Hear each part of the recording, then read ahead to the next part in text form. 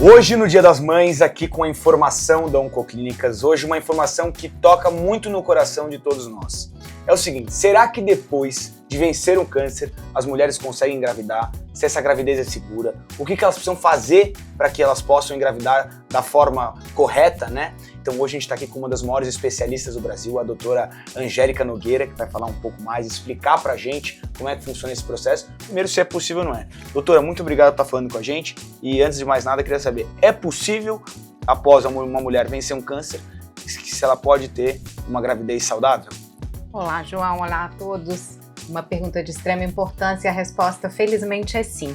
A maioria das pacientes em idade gestacional podem engravidar após o tratamento do câncer. Há especificidades e a gente vai ter que conversar um pouquinho sobre isso. Doutora, em relação a tempo, diagnosticou um câncer, tratou, operou e venceu ele, qual que é o tempo que seria ideal para esperar até ter uma gravidez? Isso varia dependendo do tipo do câncer e do tratamento que a paciente tem que fazer após o tratamento principal. Vou trazer como exemplo o principal câncer da mulher, que é o câncer de mama. Certo. E também é o principal câncer na mulher na idade fértil. Então, a maioria das mulheres que desejam preservação de fertilidade após o tratamento de câncer tiveram câncer de mama. E muitas dessas mulheres, além do tratamento da cirurgia, da quimioterapia, também precisam, às vezes, de tomar hormonioterapia. E essa hormonioterapia pode durar 5 anos.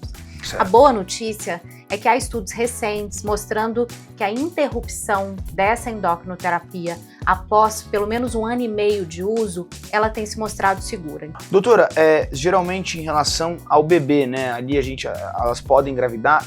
A pessoa ter passado por algum câncer, isso influencia em algo em relação ao bebê? Uma informação importante é que, por exemplo, a paciente com câncer de mama, paciente às vezes com câncer de colo do útero, ela pode inclusive fazer quimioterapia durante a gravidez. Certo. Então há dados de segurança de longo prazo já, de mães que gestaram há mais de 50 anos, que tiveram que fazer quimioterapia durante a gestação e que têm filhos que nasceram saudáveis e que agora já são adultos saudáveis e que já têm novas gerações. Então, sim, há segurança na realização de quimioterapia durante a gravidez e após. Esse estudo que eu trouxe sobre gravidez na paciente com câncer de mama, essa paciente que parou o tratamento, interrompeu temporariamente para gestar e depois volta ao tratamento, as taxas de bebês normais são iguais à da população. Certo. Então a gente cada vez mais tem dados que nos corroboram a essa indicação. Doutora, além da hormonoterapia, existem outros tratamentos que podem auxiliar e de fato fazer a diferença numa gravidez após uma eliminação do câncer? Existem várias abordagens para aumentar a chance de uma mulher que passa por um câncer com desejo de fertilidade após ter a chance de uma gravidez e mais importante que uma gravidez, ela ter um bebê em casa, né? Que a gravidez chegue a termo e que ela consiga ter o bebê. Isso começa no pré-tratamento do câncer. Por exemplo, existem medicamentos de preservação da função ovariana. Então, existem bloqueadores do ovário que podem ser usados durante a quimioterapia para que a quimioterapia afete pouco a vitalidade desses oócitos. Então, começa antes. Se a paciente tem desejo gestacional, idealmente a gente começa esse preparo. E também da idade da paciente. Quanto mais jovem, menor risco de afetar a fertilidade. Quanto mais próximo dos 40, 50 anos de idade, já tem uma reserva ovariana prejudicada, mais chance de afetar a fertilidade. Doutora, nesse processo de gravidez após um tratamento de câncer, após, de novo, vencer um câncer, quais são os especialistas médicos que têm que estar envolvidos nesse processo? Esse processo, então, começa ao diagnóstico do câncer.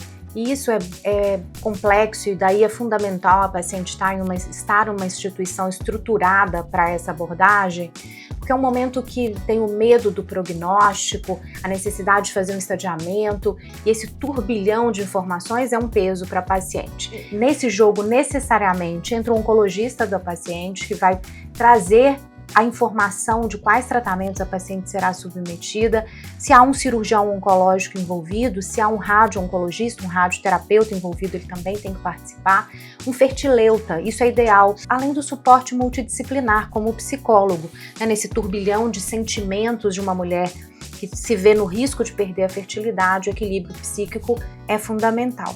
Além da parte, como você mesmo disse, médica, como é que funciona esse tratamento para a parte emocional, a parte psicológica dessa mãe que está no processo de tentar engravidar ou que mesmo já antes disso já está passando por um tratamento de câncer?